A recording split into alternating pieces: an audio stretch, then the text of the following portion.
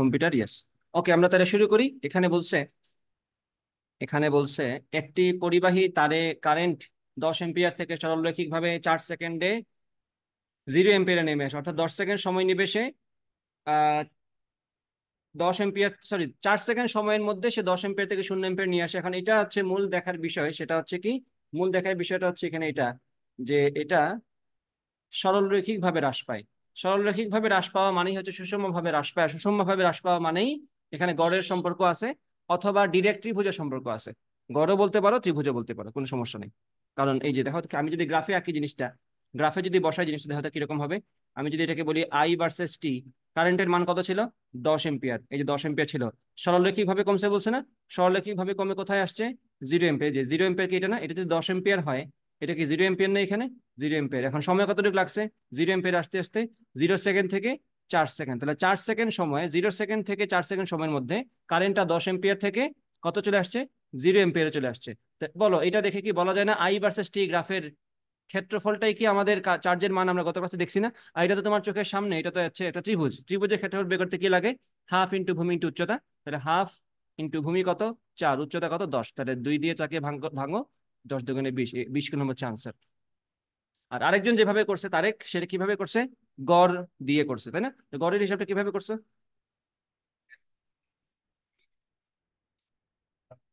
এখানে কি করছো? 4 সমান 10 যোগ 10 যোগ 0 ডিভাইড বাই 2 ইন্টু সময়টা 4 সেকেন্ড, এই না? এইটাতে করছে নাকি? তাহলে 5, 4 5 20 এইভাবে করতে পারো। বাট আমার মনে হয় গত ক্লাস অনুযায়ী যেটা আমি তোমাদের বুঝাইছিলাম, সেই অনুযায়ী এটা হচ্ছে মেথড। গত ক্লাস অনুযায়ী সেটা আমি বুঝাচ্ছি আর কি, এটা ঠিক আছে? তাই বুঝতে পারছো? ক্লিয়ার তৈরি নাকি? আচ্ছা, পরেরটাতে আসো। টপিকের নাম হচ্ছে তারণ বেগ। আমরা মূলত তারণ বেগই বলবো এখানে। তারণ বেগ, যেটার ইংলিশ হচ্ছে ড্রিফট ভেলোসিটি। ইংলিশ হচ্ছে ড্রিফট ভেলোসিটি।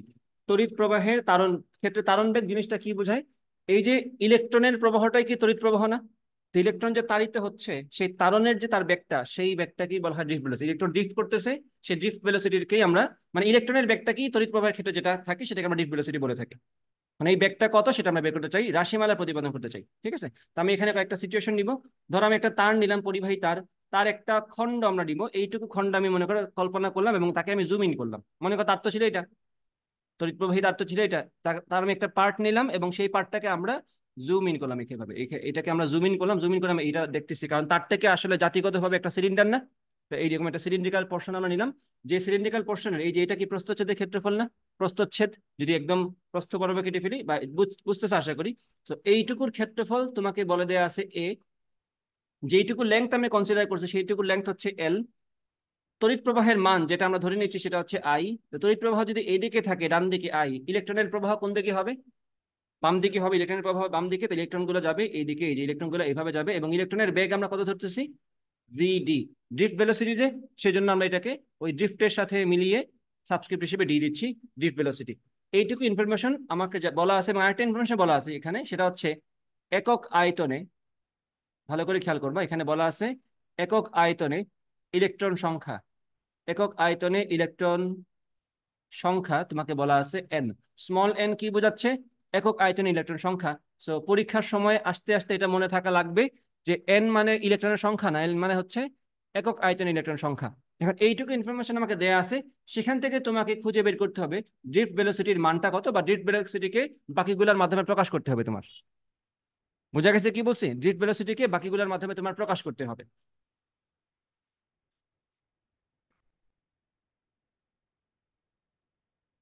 তাহলে একটু খেয়াল করি আমরা। যদি বলা হয় একক আয়তনে ইলেকট্রন সংখ্যা এন, তাহলে আমার এখানে টোটাল ইলেকট্রন আছে কয়টা?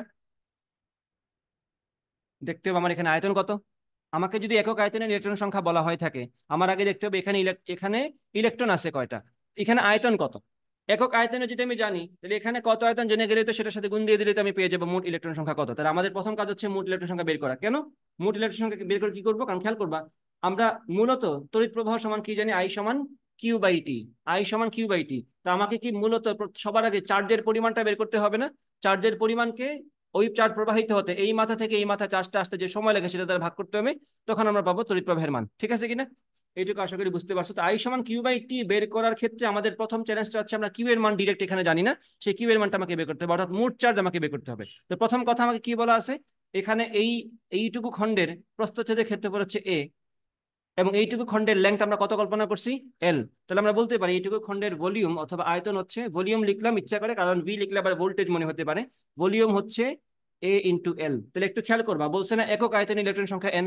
এইভাবে যদি আমি লিখে যাই যে একক আয়তনে, একক আয়তনে, একক আয়তনে ইলেকট্রন, আমি বাংলায় লিখতেছি এটা কারণ ই লিখলে পরে আবার ইলেকট্রনের চার্জ মনে হতে পারে। একক আয়তনে ইলেকট্রনের সংখ্যা, একক আয়তনে ইলেকট্রনের সংখ্যা কত, স্মল এন। অতএব এ এল আয়তনে ইলেকট্রনের সংখ্যা কত, এন ইন্টু এল। কারো কোনো ডাউট আছে এখানে? নাই। এখন এটা তো ইলেকট্রনের সংখ্যা, ইলেকট্রনের সংখ্যা মানে কি, চার্জ কয়টা আছে, এটা কি চার্জের পরিমাণ নাকি চার্জের সংখ্যা, চার্জের সংখ্যা, এতগুলো চার্জ আছে, ইলেকট্রনকে একটা চার্জ না, এতগুলো চার্জ আছে। ওকে, তো একটা ইলেকট্রনের চার্জ কত, ই। তাহলে এতগুলো ইলেকট্রনের চার্জ কত হবে, এটার সাথে ই গুণ দিয়ে দাও, তাই বলবো অতএব, অতএব মোট চার্জ, এবং মোট চার্জকে আমরা কি দ্বারা প্রকাশ করব, কিউ দ্বারা। মোট চার্জ কিউ সমান এন এ এল ইন্টু ই। কারো কোনো ডাউট আছে এখানে? নাই। এখন এই যে মোট চার্জের পরিমাণটা আমরা পেয়ে গেলাম কিউ সমান এন এ এল ই, এটা কিন্তু আমরা এখানে এই যে এখানে বসাই দিব কিউ এর জায়গায়। তাহলে এখন খেয়াল করে কি হচ্ছে, আই সমান আমরা বসাতে পারতেছি N A L E divided by T. এটুকুতে কারো সমস্যা নাই? যদি না থাকে তাহলে খেয়াল করে আমি লিখতে পারি এখানে কি, আই সমান, একটু খেয়াল করে দেখো তো, এই যে এল, এটা কি আমার ইলেকট্রন এখান থেকে এখানে আসার যে দৈর্ঘ্য সেটা না, এবং এই সময়টা কি টি না? আমি ধরেই নিচ্ছি তো এখান থেকে এখানে ইলেকট্রন আসতে সময় লাগে টি। তাহলে দূরত্বকে যদি আমি টি দ্বারা ভাগ করি, আমরা তো ধরে নিচ্ছি এখানে ইলেকট্রনের বেগটা কি, সমবেগ। এগুলোর সিচুয়েশনে কিন্তু আমরা অত কঠিন কিছুতে যাব না, ইলেকট্রনের বেগটা সমবেগ। সমবেগ হলে তো আমরা জানি এফ ইজ ইকুয়াল টু ভিটি। তাহলে আমি সরণকে সময় দ্বারা ভাগ করলে কি ডিরেক্ট বেগ পেয়ে যাওয়ার কথা না? তা আমি এখানে কি লিখতে পারি, এন এ ভি, ওই যে বেগটা বললাম এন এ ভি ইন্টু ই। দেখো কাকে আমি কনভার্ট করছি এখানে, এল বাই টি কে আমরা ভি তে কনভার্ট করে দিছি। ঠিক আছে, তো এই হচ্ছে আমাদের, যদিও তুমি চাইলে এখানে ভিডিই লিখতে পারো, বাট ভিডি বলতে গেলে তোমার ফ্লো নষ্ট হয় মুখস্থের, এই জন্য এনএভি বলবা।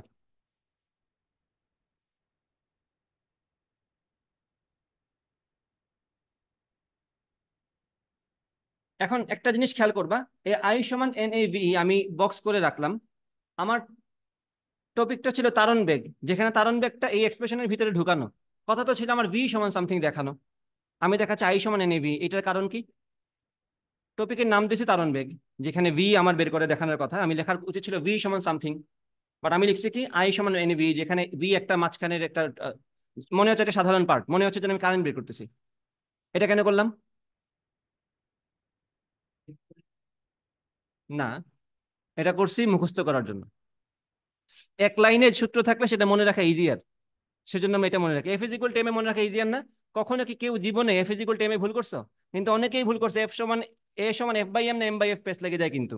আই সমান, ওই যে আরো সূত্র আছে না অনেকগুলো, ভি সমান আই আর কেউ ভুলে না, বাট আর সমান আই বাই ভি লিখে ফেলে অনেকে ভুল করে, তাই না? সো এক লাইনে সূত্রগুলো মনে রাখাটা ইজিয়ার রাদার দেন ওইটাকে ফ্র্যাকশনে ভেঙে নেওয়া। তো যেটাই তোমাকে বের করতে হবে সেটাতে না গিয়ে আমরা যেভাবে সূত্র মনে রাখাই যাবে সেটা বের করে রেখে রেখে দিলাম, এটা আমাদের মুখস্থ থাকবে। অন স্পট তুমি বি সমান I by n B n এই বলে দাও, সমস্যা তো নাই। এটা মনে রাখা এই জন্য তোমার জন্য উপকারী। বুঝছো? এগুলো হচ্ছে এক্সট্রা 500 টাকা যে দাও সেগুলা।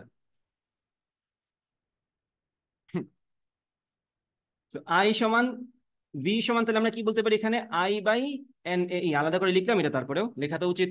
এখন এখানে আরেকটা কথা আছে, এখানে একটা রাশিমালা আলাদা করে বেরোবে, সেটা হচ্ছে কি খেয়াল করবা, আই হচ্ছে তড়িৎ প্রবাহের মান, এ হচ্ছে প্রস্থচ্ছেদের ক্ষেত্রফল। আই বাই এ কে একটা টার্ম বলা হয়, সেটা হচ্ছে প্রবাহ ঘনত্ব। তড়িৎ প্রবাহ ডিভাইডেড বাই ক্ষেত্রফল, এটার প্রস্থচ্ছেদের ক্ষেত্রফল। এই জিনিসটাকে আলাদা একটা টার্ম দেওয়া হচ্ছে, সেটাকে বলবো আমরা, আমি একটু ডট করে দিই এটা, এই যে আই বাই এ, এটাকে আলাদাভাবে বলা হবে যে প্রবাহ ঘনত্ব যে। তাই এটাকে আমি লিখতে পারি আলাদাভাবে এখানে, এটাকে আমি লিখতে পারি আলাদাভাবে এখানে, এটাকে লেখা যায়, কালির এই অবস্থা কেন, এটাকে লেখা যায় জে বাই এন ই। যেখানে যেটা কি, যেখানে যেটা হচ্ছে আই বাই এ, যেটাকে আমরা বাংলায় বলবো প্রবাহ ঘনত্ব। একক ক্ষেত্রফল দিয়ে যে পরিমাণ তড়িৎ প্রবাহিত হয় তাকে আমরা প্রবাহ ঘনত্ব বলে থাকি। তো পরীক্ষায় তোমাকে প্রবাহ ঘনত্ব দিয়েও বলতে পারে তো তারণ বেগের মান বের করো, তাহলে সেক্ষেত্রে তোমার এই সূত্রটা মনে রাখা লাগবে, ভি সমান জে বাই এন ই। দেখো সবার এই পাতা ক্লিয়ার? ঠিক আছে তো?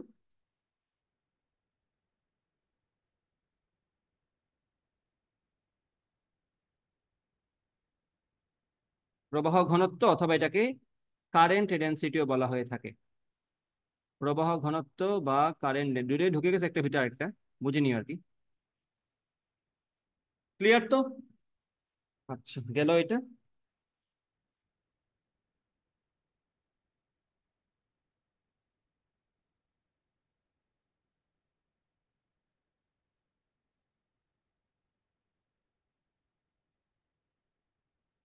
ওকে, তাহলে এখানে একটা আমরা প্রবলেম সলভ করি। প্রশ্ন হচ্ছে একটি ইলেকট্রন স্রোত, ইলেকট্রন স্রোত মানে বুঝছো, ইলেকট্রন যাচ্ছে আর কি, এগুলো হচ্ছে ইলেকট্রন স্রোত বলতেছি আমরা। এই স্রোতটা মনে করো সিলিন্ড্রিক্যাল ওয়েতে যাচ্ছে, কারণ এখানে কি বলছে, একটি ইলেকট্রন স্রোতের প্রস্থ হচ্ছে 1 মিলিমিটার স্কোয়ার, সর্বমোট 6 × 10⁻⁶ সংখ্যক ইলেকট্রন প্রতি সেকেন্ডে লম্বভাবে যায়, মানে কোনো একটা জায়গা দিয়ে প্রতি সেকেন্ডে লম্বভাবে এই সংখ্যক ইলেকট্রন যাচ্ছে। প্রশ্ন হচ্ছে তড়িৎ প্রবাহের মান বের করো, দ্বিতীয় প্রশ্ন হচ্ছে প্রবাহ ঘনত্ব বের করো।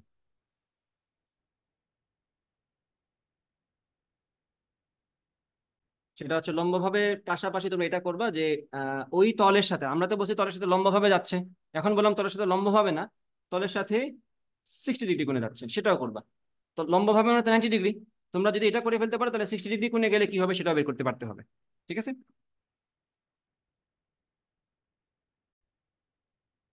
দেখো ইলেকট্রন স্রোত 1 মিলিমিটার স্কোয়ার প্রস্থচ্ছেদের ক্ষেত্রফল, সর্বমোট ইলেকট্রন সংখ্যা বলছে। প্রথম প্রশ্ন, তড়িৎ প্রবাহ, তড়িৎ প্রবাহ মানে কি? I = Q/T না? প্রতি সেকেন্ড বলছে তো না? তাহলে তো আমাদের কিউ বের করতে পারলেই হয়েছে, যেহেতু বলছে প্রতি সেকেন্ডে এতগুলা যায়, তাহলে প্রতি সেকেন্ডে যা যায় সেটাকে তো আর লেখার দরকার নাই, মানে আলাদাভাবে তো টি দ্বারা ভাগ করার কিছু নাই, কারণ টিটা তো আমার এখানে 1। তাহলে কিউটা বের করতে পারলে কাজ শেষ। এখন সিম্পলি যেটা করবা, 6 × 10⁻⁶ সংখ্যক ইলেকট্রনের চার্জটা বের করবা, তাহলেই তো হয়েছে। লম্বভাবে, লম্বভাবে যায় যা তাই আমরা কারেন্ট বলে থাকি। তোমরা কারেন্ট খালি পড়ছো লম্বভাবে যায় এতদিন যাবত, তাই তোমাদেরকে কেউ বলে নাই লম্বভাবে যা যায় তাকে আমরা কারেন্ট হিসেবে কাউন্ট করি। সেজন্য আমাদের এখানে আর কোনো এক্সট্রা কাজ করতে হবে না, 60 ডিগ্রিতে কাজ করতে হবে। সেজন্য আমি এই টপিকটা নিয়ে আসছি, এই যে প্রশ্নে বলছে লম্বভাবে, সেটার পাশাপাশি আমি এক্সট্রা অ্যাড করছি এখন প্রশ্নের সাথে 60 ডিগ্রি কোণে গেলে কি হবে। আগে এটা দেখো, তারপরে ওটা বুঝবা। জাস্ট এটা মাথায় রাখো, 9-10 থেকে এখন পর্যন্ত যা যা কারেন্টের ব্যাপারে সবগুলো ক্ষেত্রেই এটাই ছিল। এটা তোমাকে বলা হয় না, বাট ওটাই ছিল বাস্তব, যে ইলেকট্রন গুলা লম্বভাবে যাবে প্রস্থচ্ছেদের সাথে। মূলত প্রস্থচ্ছেদ আমরা কাকে বলি? ইলেকট্রনের যাওয়ার পথে লম্বভাবে যে তলটা থাকে তার তার ক্ষেত্রফলটাকেই আমরা বের করে থাকি, তাকেই বলা হয় প্রস্থচ্ছেদ। লম্বভাবে তার যাওয়ার পথে, ধরো ইলেকট্রন এইভাবে যাচ্ছে না, ধরো একটা একটা একটা টানেল দিয়ে ইলেকট্রন এইভাবে যাচ্ছে, ইলেকট্রনের যাওয়ার পথে লম্ব হিসেবে কে আছে, এটা না? এই তলকে সে লম্বভাবে ভেদ করতেছে না, এই জন্য এই তলটাকে আমি বলে থাকি তার প্রস্থচ্ছেদ। এবং এই ক্ষেত্রে আমার প্রস্থচ্ছেদের ক্ষেত্রফলটা কত, এই বৃত্তের ক্ষেত্রফলটা। যদি এমন হতো, খেয়াল করবা, যদি এমন হতো এই একটা তল মনে করে এইভাবে আছে, বক্স বলে দিলাম বোঝাতে সুবিধা হবে তোমাদেরকে। মনে করি ইলেকট্রন যদি এইভাবে যায়, সেক্ষেত্রে আমরা এই তলের ক্ষেত্রফলকে মাপবো প্রস্থচ্ছেদের ক্ষেত্রফল হিসেবে। ইলেকট্রন যদি এখন এই যে তারেক এদিকে, মন দাও, ইলেকট্রন যদি এখন এদিকে যায়, তখন আমরা কি এটার মাপবো? না, তখন আমরা মাপবো এইটার। বুঝতে পারছো, যে তল দিয়ে সে যাবে লম্বভাবে, বা যে তলের সাথে তার লম্ব দিকের উপাংশ আছে, আমি সেটুকু মাপবো। বোঝা গেছে কিনা? এটা অনেকটা তোমার সেই টর্কের মতোই, যেইটুকু লম্বভাবে আছে ততটুকুই কাউন্ট হবে, আর কিছু না। তো প্রথম কথা, লম্বভাবে বললে তোমার আর মাপতে হবে না, এটা তোমার ডিরেক্ট আনসারটাই।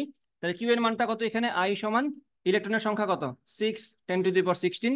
ইলেকট্রনের চার্জ কত, 1.6, 10⁻19 না? তাহলে 6 × 1.6 কত হয়? 6 ছিল কত, 6 6 6 6 7 9, 9.6 ইন্টু 10⁻³ নাকি? এখন 10⁻³ দ্বারা ভাগ করা মানে কি, 3 ঘর বামে নিতে হবে শূন্য, নাকি?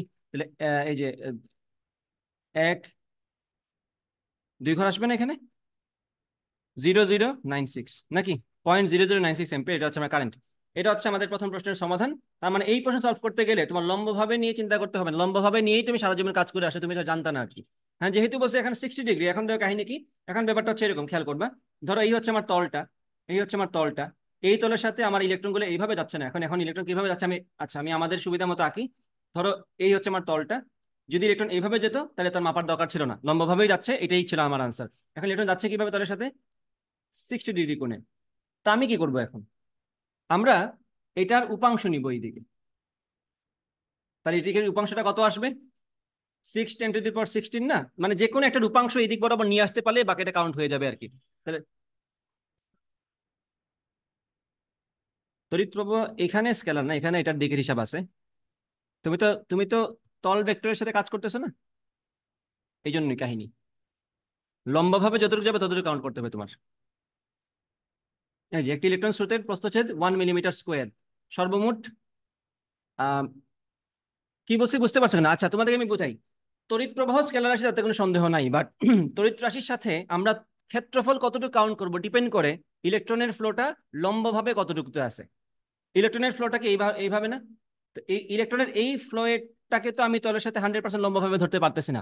ইলেকট্রনের কতটুকু লম্বভাবে আছে যদি ভেক্টরের হিসেবে যাই, এইটা।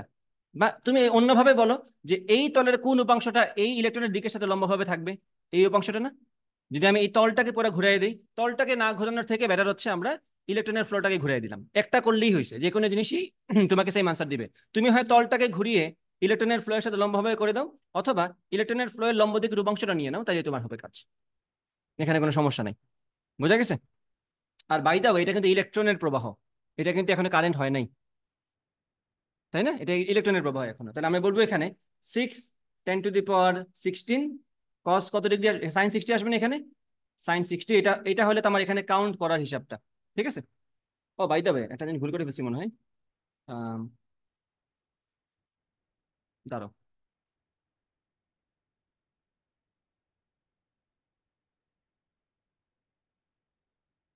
আমি যদি ওভারঅল এখানে কিউ বলি, চার্জের পরিমাণটা, প্রবাহ ঘনত্ব জেনে কাকে বলা হয়? আই সমান, সরি, জে সমান I/A না, জে সমান I/A। আচ্ছা দাঁড়াও, আমি একটা একটা চেক করে তারপরে বলি, কনফিউশন ঢুকি। সেটা হচ্ছে আমরা এই তলের যতটুকু আছে লম্ব বরাবর সেটা কাউন্ট করতে হবে। তাহলে আমরা কি নেব বলো তো? যদি আমি বলি এখন, আম, না না না, সিম্পল হিসাব। তলের দিক থেকে এটা না, তলের দিকের জাস্ট এটা হচ্ছে ক্ষেত্রফলের দিক। ক্ষেত্রফলের দিকের যে পরিমাণটা তড়িৎ প্রবাহের দিক বরাবর আছে তাকে আমরা কাউন্ট করব। তাহলে এটার এদিকে কতটুকু আছে বলতো? এই যে এটা যদি আমি বলি তলের দিক, তলের দিক থেকে এটা না, তলের দিক যদি এটা বলি, তো এই দিকের এই বরাবর অংশটা কত? এই কোণটা কত বলতো? এই কোণটা 30 না, তো এটা হবে a cos 30। তাহলে আমরা এখানে দিব a cos 30, মানে চার্জ যেদিকে যাচ্ছে সেদিকের সাথে লম্বভাবে হয়ে যাওয়ার জন্য যতটুকু আসবে ততটুকু আমরা কাউন্ট করতে হবে। এখানে কি আসবে? a cos 30। তাহলে আই এর মান তো যা আসছে তা, আই এর মান তো যা আসছে তা, আই এর মান কত আসছে আগের প্রশ্নে? তড়িৎ প্রবাহ আসছে না আমাদের Q/T, ওই যে যা আসছে তাই, এই যে 0.0096 ডিভাইড বাই এ কত আমাদের? ক্ষেত্রফলটা 1 মিলিমিটার স্কোয়ার না, তাহলে 1 মিলিমিটার স্কোয়ার নাও, 1 × 10⁻6 না, আর cos 30 মানে কত? √3/2। এখন হিসাব করে যা আসবে তাই তোমার প্রবাহ ঘনত্ব কাউন্ট করা লাগবে। এটা অ্যাডভান্স টপিকের মধ্যে পড়ে, সুতরাং এটা তোমার একাডেমিকের জন্য না, এটা এডমিশনের জন্য, বিশেষ করে 60 ডিগ্রি পার্টটা। তারেক, বোঝা গেছে? তাহলে এটা একটু কষ্ট করে মাথায় রাখবা, সেটা হচ্ছে এই তড়িৎ প্রবাহের চ্যাপ্টারের ক্ষেত্রে প্রস্থচ্ছেদ আমরা সেটাকেই বলবো যেটুকুর সাথে কারেন্ট লম্বভাবে যাচ্ছে।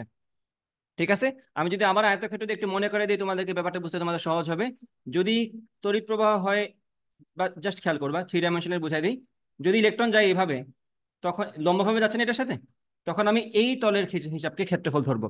যদি এখন বাই চান্স মনে করো ইলেকট্রন যেহেতু এদিকে, তাহলে আমি এটার হিসাব করতাম।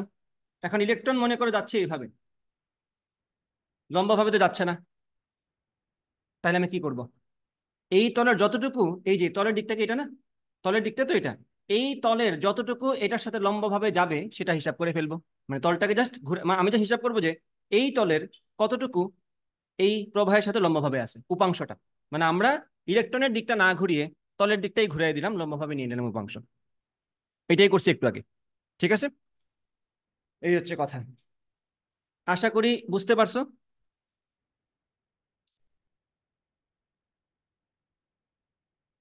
ওকে, পরেরটাতে আসো, পরের প্রশ্ন চলে যাই আমরা।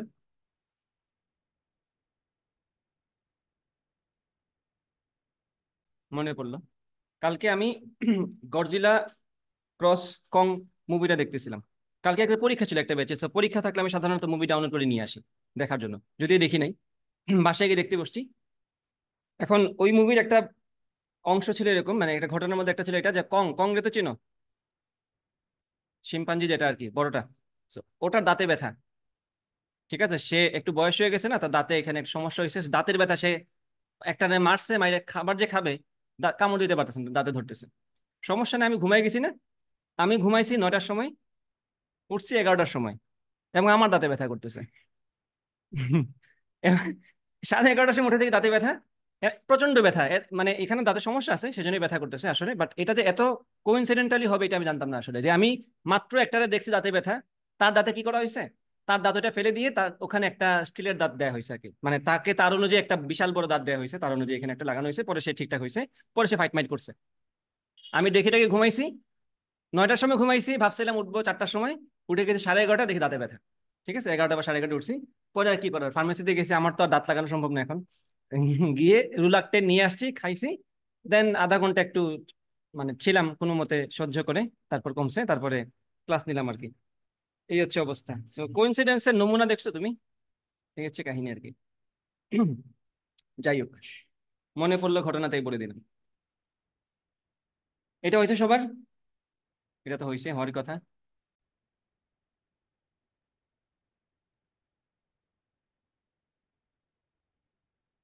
রোধের সূত্রটা একটু বলো তো আমারে, এক্সপ্রেশনটা বললেই হবে, ইংলিশটা।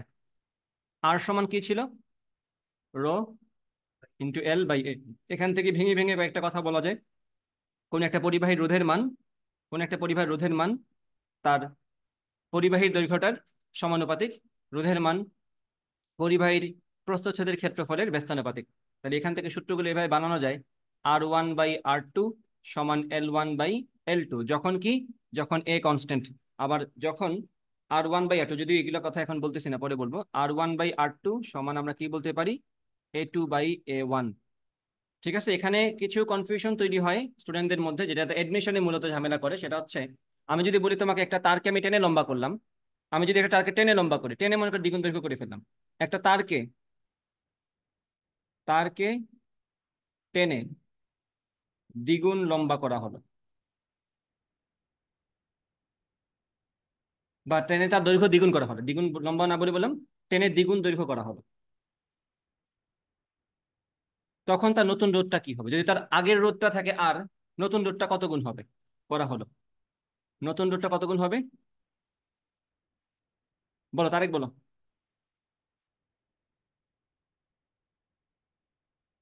একটা তারকে টেনে দ্বিগুণ দৈর্ঘ্য করা হলো, নতুন রোধ কত হবে? দ্বিগুণ হবে না?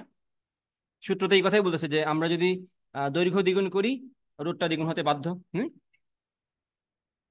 এই কথা এখানে কথা বলা নাই, একটু এখানে এখানে এটাই বুঝতে হবে তোমার, খেয়াল করে কি বলছে, তারকে টেনে দ্বিগুণ করা হলো না। এখন জাস্ট ইমাজিন করো, আমি একটা তারকে টেনে দ্বিগুণ লম্বা করলাম, সে কি মোটা থাকবে? তার যদি ধরো এরকম থাকে, তার মনে করো এরকম আছে, এই মনে করো তার, তোমরা কি পড়ছো না, পয়জনের অনুপাত পড়ছো না? এটা তো কমন সেন্সের ব্যাপার। আমি একটা জিনিস টেনে লম্বা দ্বিগুণ লম্বা করে ফেললাম, সে সেম লেন্থের আছে, এটা কেমন সম্ভব? সম্ভব। সে কি চিকন হয়ে যেতে বাধ্য না? মূল কথা হচ্ছে তার কি উপাদান বাড়বে? যদি সেম মোটা থেকে সে লম্বা হয়ে যায়, তার মানে তার মধ্যে উপাদান বেড়ে গেছে, মানে তার আয়তন বেড়ে গেছে। আয়তন কি বাড়ার পসিবল ছিল? তার মধ্যে উপাদান যা ছিল তাই আছে। তাহলে লেংথ বড় হয়ে গেলে চিকন হয়ে যাওয়া ছাড়া তার কাছে কোনো অপশন আছে ক্ষেত্র, আয়তন সমান রাখার ক্ষেত্রে? আয়তন তো সমান থাকতে বাধ্য। তাহলে যদি দৈর্ঘ্য বড় হয়ে যায়, অবশ্যই তার ক্ষেত্রফলটা ছোট হয়ে যেতে বাধ্য, কারণ যদি দৈর্ঘ্য দ্বিগুণ হয়, ক্ষেত্রফল হতে হবে কি, অর্ধেক, যাতে করে গুণফলটা আবার ওই আয়তনটাই থাকে। নর্মালি আমরা আয়তন বলতে কি জানি, ক্ষেত্রফল ইন্টু দৈর্ঘ্য। তাহলে এইখানে ক্ষেত্রফল ইন্টু দৈর্ঘ্য যা, এখানে তো ক্ষেত্রফল ইন্টু দৈর্ঘ্য তাই হওয়া লাগবে। যদি এখানে দৈর্ঘ্যটা দ্বিগুণ হয়ে যায়, তাহলে ক্ষেত্রফল অর্ধেক হয়ে যেতে বাধ্য, তাই কি না? তাহলে যখন তোমাকে পরীক্ষার প্রশ্নে বলবে স্ট্রেচ করা হয়েছে অথবা কম্প্রেস করা হয়েছে, তখন তোমার মাথায় রাখা লাগবে প্রশ্ন তোমাকে অনেক কথা বলে নাই, সেটা তোমার বুঝে নিতে হবে। আমি যদি একটা তারকে এল দৈর্ঘ্যের হয়, তাকে আমি এই যে 2L দৈর্ঘ্যের করে ফেলি, তাহলে অবশ্যই অবশ্যই তোমাকে না বললে তোমার বুঝতে হবে, এখানে এ যদি তার ক্ষেত্রফল হয়, এখানে তো ক্ষেত্রফল অর্ধেক হয়ে যেতে বাধ্য। তাহলে ক্ষেত্রফল যদি অর্ধেক হয়, জিনিসটা দেখতে কিরকম হবে, এই যে এরকম, তার ক্ষেত্রফল অর্ধেক হয়ে গেছে না, সে একটা চিকন তার হয়ে যাবে, কারণ এটা হওয়া ছাড়া তার কাছে কোনো উপায় নাই। এখন দেখো দুই দিক থেকে সে হিসাবে আসবে, দৈর্ঘ্য দ্বিগুণ হয়েছে তাই রোধ হবে দ্বিগুণ, ক্ষেত্রফল অর্ধেক হয়েছে তাই রোধ হবে আবার দ্বিগুণ, কারণ ক্ষেত্রফলের সাথে সম্পর্কটা কিরকম, এই যে, বুঝতেছো? ক্ষেত্রফলের সাথে রোধের সম্পর্ক কিরকম, ব্যস্তানুপাতিক। তাহলে দৈর্ঘ্য দ্বিগুণ হওয়ার কারণে রোধ হবে দ্বিগুণ, ক্ষেত্রফল অর্ধেক হওয়ার কারণে রোধ হবে আবার দ্বিগুণ। তাহলে এখানে কত গুণ হলো আমার রোধটা, 4 গুণ। তাহলে বুঝতে হবে আমি যদি টেনের দৈর্ঘ্য দ্বিগুণ করি রোধ হবে 4 গুণ, মানে এখানে যদি বলি n গুণ করছি রোধ হবে n স্কোয়ার গুণ। তাহলে স্ট্রেচ অথবা কম্প্রেস এই ধরনের সিচুয়েশনে কিন্তু আমি জিনিসটাকে এমন না যে আমি কেটে 2 টুকরা করছি। বাই দ্য ওয়ে, এটা খেয়াল করো, আমি যদি বলতাম একটা তারকে কেটে 2 টুকরা করা হলো, সেক্ষেত্রে নতুন নতুন তারের রোধ কত হবে, সেটা বলতাম আমরা কি আহ কেটে অর্ধেক করছি, তাহলে রোধ কত হবে, দ্বিগুণ হবে, রোধ হবে অর্ধেক। ঠিক আছে কিনা? আমি যদি বলি এটা একটা তার, এটা আরেকটা তার, তার দ্বিগুণ দৈর্ঘ্যের, এটার রোধ যদি আর হয়, এটা রোধ কত, 2r, মানে এটা কিন্তু ইন্ডিপেন্ডেন্ট অফ ইচ আদার। কেটে অর্ধেক করে ফেললাম, ক্ষেত্রফলে কিন্তু আমি হাত দিই নাই, তাহলে আমি অর্ধেক করে ফেলছি রোধ, দৈর্ঘ্য, ক্ষেত্রফল হয়ে রোধ হয়ে যাবে অর্ধেক। এখানে বসে এটা একটা তার, এটা আরেকটা তার, এটার দৈর্ঘ্য l, এটার দৈর্ঘ্য 2l, তাহলে ইন্ডিপেন্ডেন্ট না দুইজন, একজনের সাথে একজন উপাদান সেম, তাহলে এটার রোধ যদি আর হয়, এটার রোধ কত হবে, 2r। বাট যদি বলা হয় একই তারকে আমি টেনে লম্বা করে ফেলছি, দেন এখানে তোমার কথা হচ্ছে টেনে তুমি লম্বা করছো, দ্বিগুণ করছো না, দৈর্ঘ্য দ্বিগুণ হইলে ক্ষেত্রফলটা অর্ধেক অটোমেটিক্যালি হয়ে যাবে। সেক্ষেত্রে তোমার কত গুণ হবে রোধটা, n স্কোয়ার গুণ, বা যদি 2 গুণ করো 4 গুণ হবে। এটা তুমি এমনি দেখতেছো তোমার সামনে, দৈর্ঘ্য দ্বিগুণ হয়েছে, ক্ষেত্রফল অর্ধেক হবে, 2 গুণের জন্য 2 গুণ, আবার অর্ধেকের জন্য আবার 2 গুণ, কারণ ব্যস্ত অনুপাতে, তাহলে ওভারঅল কত গুণ হবে, 4 গুণ। এই কনসেপ্টটা মনে রাখে, এটা তোমাদের একাডেমিক এডুকেশন সব জায়গায় এমসিকিউতে লাগবে, অনেকেই ভুল করে এটা। যেখানে রটা কি একটু বলো তো আমারে, রটা কি, আপেক্ষিক রোধ, এটার এককটা কি,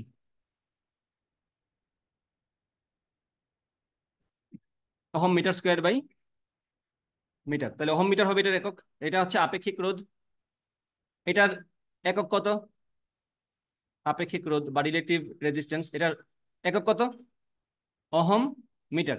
ঠিক আছে, আচ্ছা, এটার এটা কিসের উপর ডিপেন্ড করে, এটার মান পদার্থের উপাদানের উপর ডিপেন্ড করে, এটা ডিপেন্ডেন্সি শুধুমাত্র পদার্থের উপাদান। তুমি যদি বলি অ্যালুমিনিয়ামের ক্ষেত্রে আপেক্ষিক রোধ কত, তারের দৈর্ঘ্য কত বেশি, তারের প্রস্থ কত কম, সেটার উপর ভিত্তি করে আপেক্ষিক রোধের মান বদলাবে না। তোমাকে কিন্তু পরীক্ষায় এরকম প্রশ্ন বলবে যে আমি একটা তারকে টেনে দৈর্ঘ্য দ্বিগুণ করে ফেললাম, এখন তার আপেক্ষিক রোধটা কত হবে। আপেক্ষিক কথাটা যে বলছে, তুমি খুশির টেলায় তুমি মনে করছো আমি তো শিখছি যে দ্বিগুণ করলে 4 গুণ করতে হয়, খুশির টেলায় তুমি 4 দাগাবা, বাট তুমি খেয়াল করো না, এখানে বলছে নতুন আপেক্ষিক রোধ কত গুণ হবে, আপেক্ষিক রোধ তো বদলাবে না।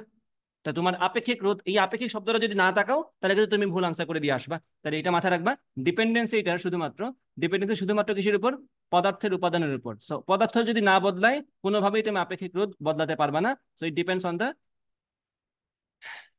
Element of the substance.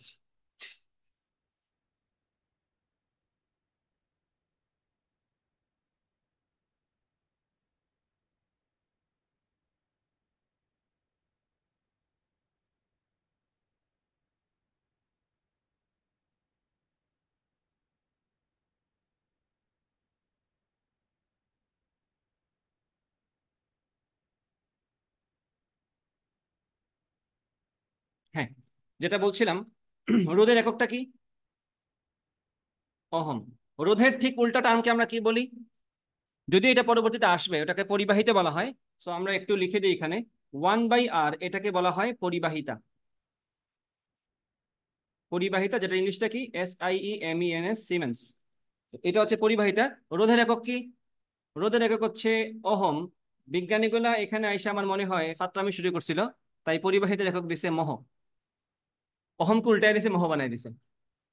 এটা কেমনে হয়, কোন গ্রামারে হয় এটা আমি জানি না, বাট ওহমকে এইভাবে 1/r, 1/ওহম করলে এগুলো কি ইনভার্স ইনভার্স এগুলো হয়ে যায় নাকি, না এটা বলতো এম ইনভার্স, এইচ ইনভার্স, এভাবে বলতো, ও ইনভার্স।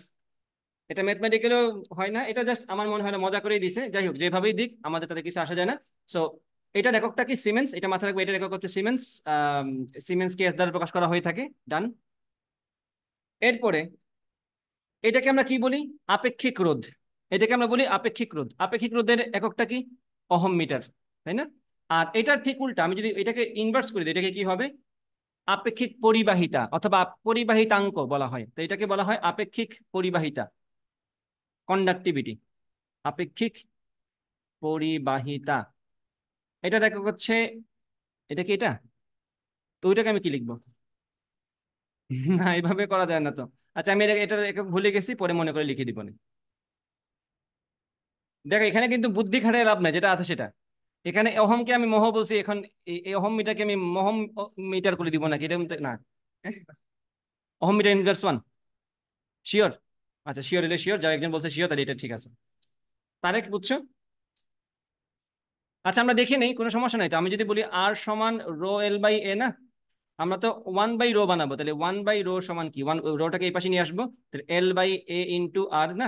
এটা কি মিটার, এটা কি মিটার স্কোয়ার, এটা হচ্ছে ওহম, তো এটা কি হবে, এটা হচ্ছে মিটার ইনভার্স ওহম ইনভার্স। তো বলো এখন, হোল ইনভার্স ওয়ান বলছিলা, তুমি তো ওহম মিটার ইনভার্স ওয়ান বলছো, হোল ইনভার্স আমার আগে না করে নাই কেন? যাই হোক, যা আসছে তা, এগুলো হচ্ছে মজার জিনিস, এগুলা আসলে না পারলেও খুব বেশি গুণা হবে না। আহ, পরে আবার আসবে এগুলা। এখন যেটার মূল টপিক যেটাতে ঢুকবো সেটা হচ্ছে তাপমাত্রার সাথে রোদের সম্পর্ক। এটা থেকে পরীক্ষার প্রশ্ন আসবে, তাপমাত্রার সাথে রোদের সম্পর্ক। কোন টপিক থেকে? তাপমাত্রার সাথে রোদের সম্পর্ক এখান থেকেই। এটা তো এটা অহমই, অহম অহমই আসবে।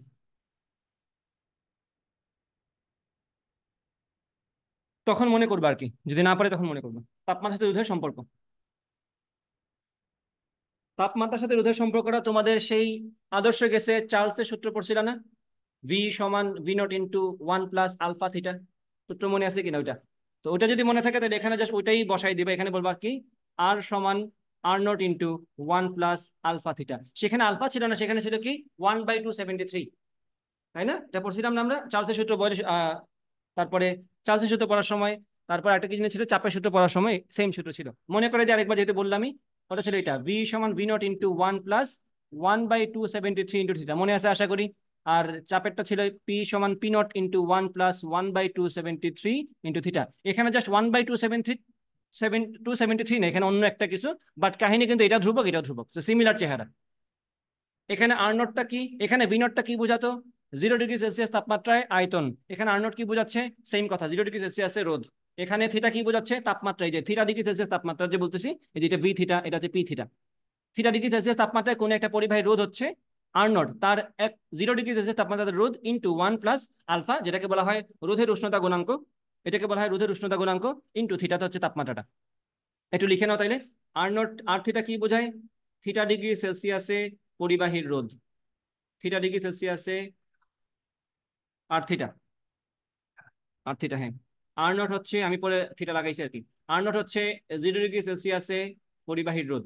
আলফা কি, আলফা হচ্ছে রোধের উষ্ণতা গুণাঙ্ক, এটা আবার সংজ্ঞা দেওয়া লাগবে একটু পরে, এটা একটু মাথায় রাখবা। এটা হচ্ছে রোধের উষ্ণতা গুণাঙ্ক, এটা হচ্ছে রোধের উষ্ণতা গুণাঙ্ক। এই তো এই হচ্ছে কথাবার্তা। এখন আলাদাভাবে আমরা যদি আলফাকে সাজাই, আলফাকে সাজালে কি হবে এটা দেখো তো, এটাকে ভাঙো তো, দেখো কি আসে, R not plus R not into alpha theta না, আর থিটা সমান R not plus R not into alpha theta, তাহলে এখান থেকে আলফা সমান কি আসবে, এখান থেকে আলফা সমান আসবে আর theta minus R not divided by R not into theta. দেখো কোনো ভুল করছি কিনা, জাস্ট সাজিয়ে এইভাবে পক্ষান্তর করে ফেলছি। তাহলে এটা হচ্ছে তোমার রোধের উষ্ণতা গুণাঙ্কের সূত্র, এখান থেকে তুমি তার ডেফিনেশন দিতে পারতে হবে, সংজ্ঞাটা এখান থেকে আমরা দিব।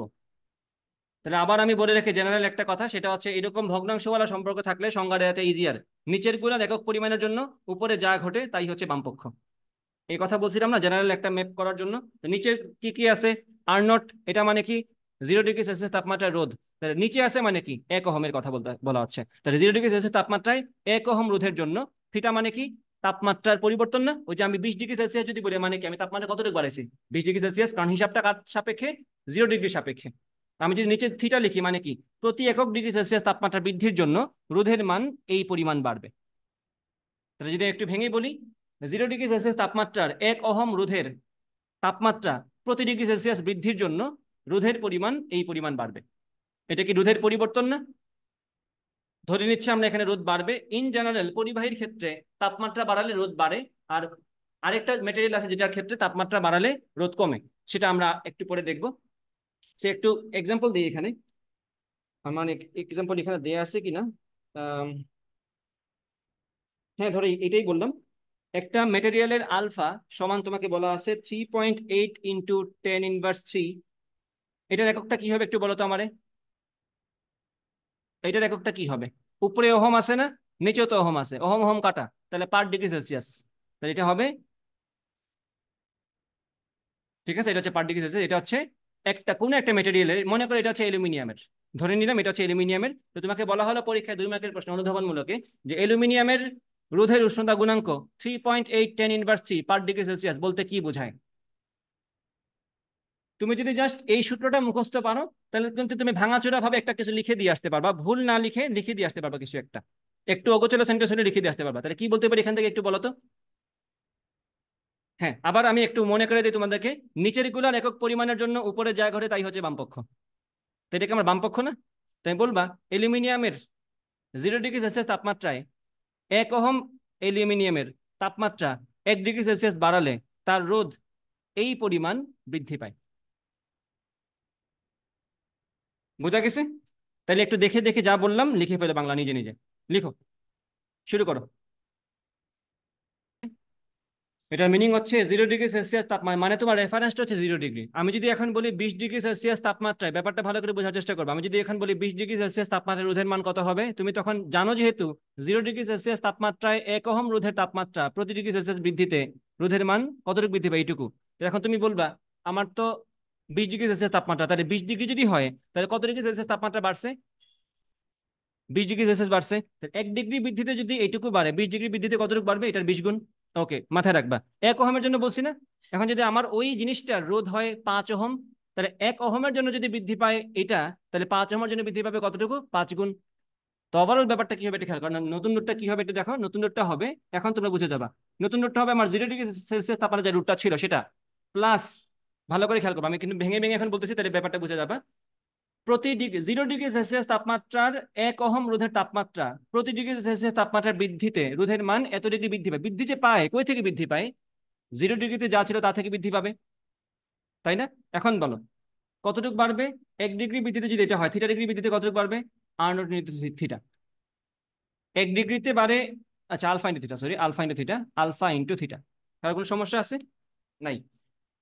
এখন যদি আমি বলি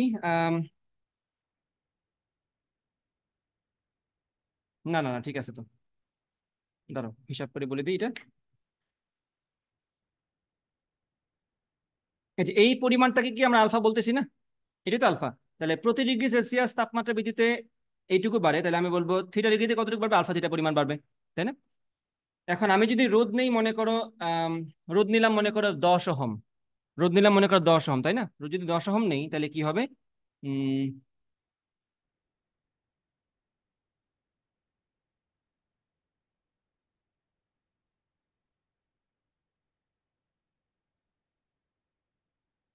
হ্যাঁ ঠিক আছে, আমাকে তো বলা হয়েছিল 1 ওহম রোধের তাপমাত্রা না, কারণ আমি তো 0 ডিগ্রি সাপেক্ষে কথা বলতেছি না। তা আমার যদি 1 ওহমের জন্য হিসাব হয়, তাহলে আমার তো এখন 8 ওহম নিয়ে কথাবার্তা। আমার তো 0 ডিগ্রিতে রোধটা তো আমার 1 ওহম না, আমার কত? 8। তা আমি কি লিখবো? 8 ওহমের জন্য কতটুকু বাড়বে? এইটুকু বাড়বে। তাহলে ওভারঅল কতটুকু বাড়ছে? ওভারঅল বাড়ছে 8 ওহম থেকে এই পরিমাণ। এখন একবারে তুমি এখানে কি বলবা? 8 প্লাস 8 ইন্টু আলফা থিটা। এখন তোমার ওই সূত্র চলে আসবে। কি বলছি বুঝতে পারছো কিনা? তাহলে এখন তুমি লিখতে পারবে একবারে r0 × 1 + আলফা থিটা। এটা তো আমি শুরুতে লিখে দিছিলাম, বাট এখন বাংলা কথা বলে বলে এখানে আসছে আর কি। বোঝা গেছে কিনা? আমি আবার মনে করে দিই, খেয়াল করবা।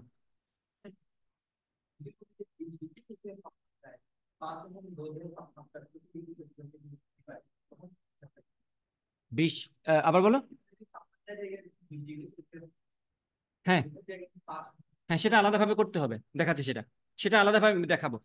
আগে এটা দেখো, আমি বললাম এই যে এখানে কি বলা ছিল? 0 ডিগ্রি সেলসিয়াস তাপমাত্রায় 1 ওহম রোধের তাপমাত্রা প্রতি ডিগ্রি সেলসিয়াস বৃদ্ধিতে রোধের মান এতটুকু বাড়ে। 1 ওহমের জন্য কথা বলছে না? তাহলে খেয়াল করবা। তাহলে আমাকে বলা হলো আলফা পরিমাণ বাড়ে প্রতি ডিগ্রি সেলসিয়াসের জন্য। 0 ডিগ্রি থেকে প্রতি ডিগ্রি সেলসিয়াস বৃদ্ধির জন্য আলফা পরিমাণ বাড়ে কত ওহমের জন্য? 1 ওহমের জন্য। 1 ওহমের জন্য এবং 1 ডিগ্রি সেলসিয়াস বৃদ্ধির জন্য এইটুকু বাড়ে। তাহলে আমি যদি এখন বলি θ ডিগ্রি সেলসিয়াস বাড়াইছি, এইটুকু বাড়বে। এখন 1 ওহমের জন্য বললাম, আমি তো কথা বলতেছি এখন তাহলে r0 ওহমের জন্য, আমার তো 0 ডিগ্রি সাপেক্ষে হিসাব না। r0 ওহমের জন্য কতটুকু বাড়বে? এইটুকু। এই যে এটুকু বাড়বে, কার থেকে বাড়বে? r0 থেকে বাড়বে। তো এই যে r0 প্লাস এটা, এখন এটা কি সব মিলে কি হচ্ছে? এটা হচ্ছে আমার θ ডিগ্রি সেলসিয়াস তাপমাত্রায় রোধের মানটা। তাহলে তাহলে এখন খেয়াল করো, এই যে বললাম 5 ডিগ্রি, এই যে 5 ডিগ্রিতে এখানে তুমি 5ই তো বসাবা। বুঝছো? r0 থেকে বাড়বে, r0কে আমি রেফারেন্স ধরছি। যেরকমটা আমরা চার্লসের সূত্রে কি করতাম, এই যে এখানে খেয়াল করো, চার্লসের সূত্রে যদি বলি ভি থিটা সমান কি ছিল? v0 প্লাস কি জানি ছিল 1/273 ইন্টু থিটা ছিল না? Theta into v0। এই সূত্র মনে আছে কার কার? আদর্শ গ্যাসে পড়াইছিলাম, এটা কেমিস্ট্রিতে তোমরা পড়ছো যার যার যেখানেই পড়ার পরিবেশ রসায়ন পড়ার সময়। তো এখানে কিন্তু এক্সাক্টলি সেম কথাই। কি বলা হয়েছিল? যে প্রতি ডিগ্রি সেলসিয়াস তাপমাত্রা বৃদ্ধির কারণে আয়তন 0 ডিগ্রি সেলসিয়াস তাপমাত্রায় আয়তনের 273 ভাগের 1 ভাগ করে বাড়বে। তার জন্য 0 ডিগ্রি সেলসিয়াস তাপমাত্রা আয়তনের 273 ভাগের 1 ভাগ করে বাড়বে প্রতি ডিগ্রি সেলসিয়াসের জন্য। বাট আমার তো তাপমাত্রা পাচ্ছে 3 ডিগ্রি সেলসিয়াস, তাই থিটা দ্বারা গুণ করছি এখানে। এবং কার থেকে বাড়বে? 0 ডিগ্রিতে আয়তনের থেকে বাড়বে। আর ওভারঅল যা পাবো সেটা কি? সেটাই তো θ°C তাপমাত্রায় আয়তনটা। বোঝা গেছে? তাহলে তোমার যদি চার্লসের সূত্র পড়া হয়ে যায় তাহলে এটা তোমার বোঝার কথা। আর এটা যদি তোমার এখন বোঝা হয়ে যায় তাহলে চার্লসের সূত্র আজকে বাসায় গিয়ে একবার পড়ে ফেলবা, তাহলে চার্লসের সূত্র পড়া হয়ে গেল, বুঝে গেলে তাহলে ওখানেও কাহিনী একটার সাথে একটা কানেক্টেড কিন্তু। আচ্ছা, গেল এটা, আশা করি বুঝছো।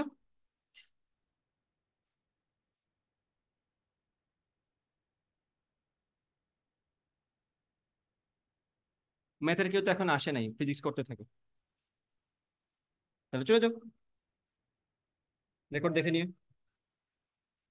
কতক্ষণ ক্লাস হবে তো শিওর না। কেন? টায়ার্ড? কখন বেরিয়েছিলা? 11টা থেকে 4টা? ঠিক আছে, চলে যাও, চলে যাও। আচ্ছা, বাই দা ওয়ে তোমাদের একটা এক্সাম নেওয়া লাগবে। এক্সামের ঘোষণা নিয়ে যাও তারপরে। ঘোষণা দেওয়া হয়ে গেছে? আমি ভুলে গেছি। হ্যাঁ, নিউটন, ও হ্যাঁ, গতিবিদ্যা ছিল। গতিবিদ্যা তো সিলেবাসই নাই। আমি বলছিলাম নিউটনিয়ান পার্ট 1 আর পার্ট 2 আমরা আলাদাভাবে নিয়েছিলাম, এখন নিউটনিয়ান দুইটাই একসাথে নিব। 8 তারিখ পরীক্ষা? ও আচ্ছা, পরীক্ষা, তাহলে মনে করলাম অনেকবার, ধন্যবাদ, চলে যাও।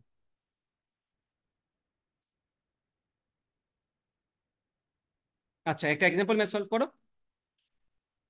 সেটা হচ্ছে, ওয়ালাইকুম সালাম। না না, চলতেছে ক্লাস, তোমরা বসো, ওরা ওদের স্যারের বাসায় আছে, এই জন্য। রেজিস্ট্যান্স অফ সিলভার ভ্যারিজ মানে হলো একটি তারের, এই দরজা লাগাই যাও।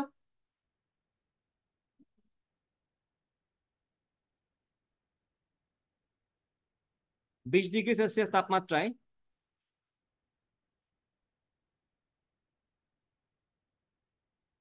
একটি 1 ওহম পরিবাহীর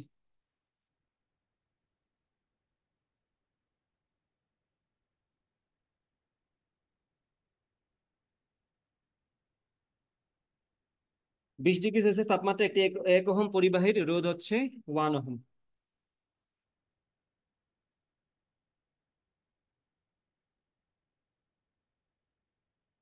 ওকে, তারটিকে একটি গরম তরলে ডুবালে তার রোধ 1.2 ওহম। ওই তরলের তাপমাত্রা কত বের করবে? তরলের তাপমাত্রা কত, যেখানে ওই পরিবাহীর আলফা হচ্ছে 3.8 ইন্টু 10⁻³ করো এটা। ওকে, আমরা সূত্র যেটা জানি সেটা কি, আর থিটা সমান r0 × 1 + আলফা থিটা না? তোমাকে প্রশ্নে বলছে দুইটা ইনফরমেশন, একটা হচ্ছে 20 ডিগ্রি সেলসিয়াস তাপমাত্রায় 1 ওহম পরিবাহীর রোধ 1 ওহম। হ্যাঁ, এটা 1 ওহম পরিবাহী কেমন? হ্যাঁ, দাঁড়াও দাঁড়াও দাঁড়াও, প্রশ্ন মনে হয় কোনো ভুল লিখছি নাকি, দেখি তো। দাঁড়াও দাঁড়াও দাঁড়াও,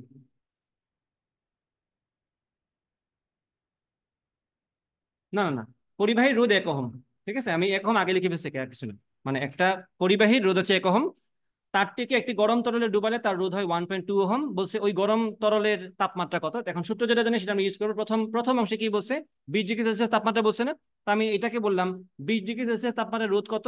1 ওহম। তা আমি আর থিটার জায়গায় 1 লিখে দিলাম। 1 সমান, আমরা তো নিশ্চয়ই 0 ডিগ্রিটা জানি না, আমি কি লিখবো? r0 × 1 + আলফা কত আমাকে বলছে না? আলফা মান লেখার দরকার নাই, ইন্টু থিটা কত, 20 না? 20 কিনা, লিখলাম ইন্টু 20, রাখলাম এটাকে এইভাবে। দেন পরে বলছে কি, অন্য একটা তরলে ডুবালে তার রোধ কত হয়? 1.2। তাহলে তুমি এখানে 1.2 লিখো, এখানে আর নোটের জায়গায় আছে, রেফারেন্সটা কিন্তু R not into 1 + alpha into theta. ওই থিটা তো তুমি জানো না, এখন তুমি যেটা করবা, ইকুয়েশন 1 কে 2 দ্বারা ভাগ করো, তোমার আর নট জানার দরকারও নাই, ভাগ করে এটা গায়েব হয়ে যাবে। তাহলে কি হবে দেখো, আমরা এটাকে এটা দ্বারা ভাগ করলাম, ইকুয়েশন 2 কে 1 দ্বারা ভাগ করলাম, তাহলে 1.2/1 সমান আর নট কাটা, তাহলে কি থাকবে 1 plus alpha theta divide by 1 plus alpha into 20 মানে 20 আলফা। এখন এটা কি সলভ করে আনসার বের করা যাবে না? দেখো আলফার মান কিন্তু তুমি জানো, স্যার তো আমার কিছু করার নাই, এটা সলভ করে থিটার মান কত আসে, যদি আসে সেটা আনসার, আমি দেখি আনসার কত। না আনসার হচ্ছে এখানে 72.6 ডিগ্রি সেলসিয়াস, 72.6 ডিগ্রি সেলসিয়াস আসে আনসার। থিটা সমান বই থেকে দেখতেছি আর কি, 72.6 ডিগ্রি সেলসিয়াস। তো এই ধরনের প্রশ্ন আসলে মানে আলাদাভাবে ভেঙে না করে দুইটাকে ভাগ করে দিবা, তাহলে দেখবা এক্সট্রা কিছু জিনিস যেটা তোমার মনে হচ্ছিল জানা দরকার, এটা আসলে তোমার জানা দরকার নেই, কাটাকাটি চলে যাবে। প্রযুক্তি বুঝতে পারছো? আচ্ছা গেল এটা, আনসার হচ্ছে 72.6 ডিগ্রি সেলসিয়াস বই থেকে। আরাফাত বুঝছো এটা? সাকিব বুঝছো? 5 ডিগ্রির সাথে 10 ডিগ্রির কোনো ডিরেক্ট সম্পর্ক নাই, বাট সবার সম্পর্ক কার সাথে? 0 ডিগ্রির সাথে। তো 0 ডিগ্রির সাথে সম্পর্কওয়ালা সূত্রটা লিখে ভাগ করে দিবা, তাহলে 0 ডিগ্রিটা বাদ চলে যাবে, কারণ দুইটা দিক তো একটা জিনিস কমন, টার্ন টার্ন তো কমন, দুইটা দিক কাটা চলে যাবে, বাকিগুলো তোমার জন্য আরাম হবে কিছুটা। ওকে, এর বেশি কঠিন মেথড এখন যাচ্ছি না। আম, অহমস লতে আসো, অহমস ল।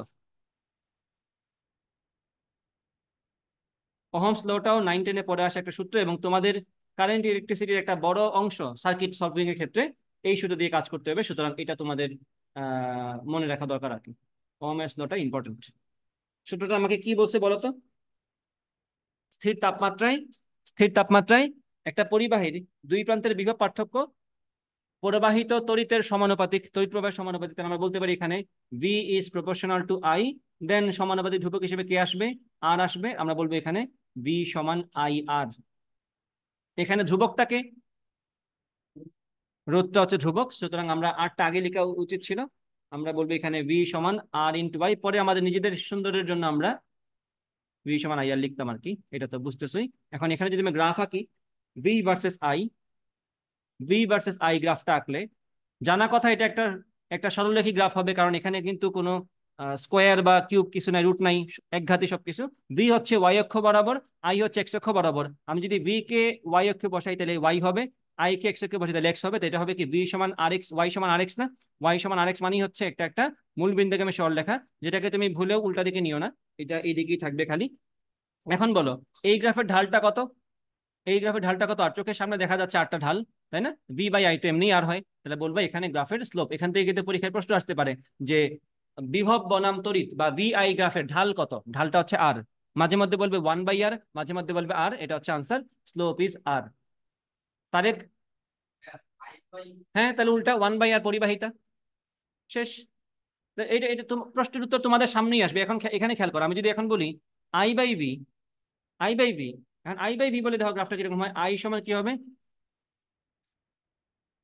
আমি কি এখন, আচ্ছা নিয়ে নিব না ক্লাস একটু, সমস্যা নেই, বসো। এই যে এদিকে খেয়াল করো, এদিকে মন দাও, আই সমান কি এখন ভি বাই আর লিখতে হবে না আমার? এখন আমি আই কে বসাচ্ছি ওয়াই অক্ষে, ওয়াই সমান ভি বসাচ্ছি এক্স অক্ষে, এটা হচ্ছে এক্স বাই আর, তাহলে ঘুরে ফিরে যে লাও সেই কদি 1/r ইন্টু এক্স, এটা একটা মূলবিন্দুগামী সরল লেখা হবে, তাতে কোনো সন্দেহ নাই। বাট এখন ঢালটা কত? 1/r, and this slope is now conductivity অথবা পরিবাহিতা। এবং এই আনসারগুলো তোমরা নিজেরাই দিতে পারতা, এটা আমার বলার প্রয়োজন ছিল না, উল্টাইলেই যেহেতু ওটা 1/r সমান তো পরিবাহিতা হবেই। এক্সাম আসছে এই জন্য প্রশ্ন করছো? আচ্ছা, আহারে, তাহলে তো আনসার করতে পারো না নাকি? হয়ে গেছে? আনসার করতে পারছো কি? 9-10-এ তো কত কিছুই ছিল, এখন পারো না? লগ নিয়ে একটা প্রশ্ন দিলে তো এখন পারবা না। প্রশ্ন, পরীক্ষা ওভারঅল কেমন হয়েছে? ভালো হয়েছে? কি কি চ্যাপ্টার ছিল?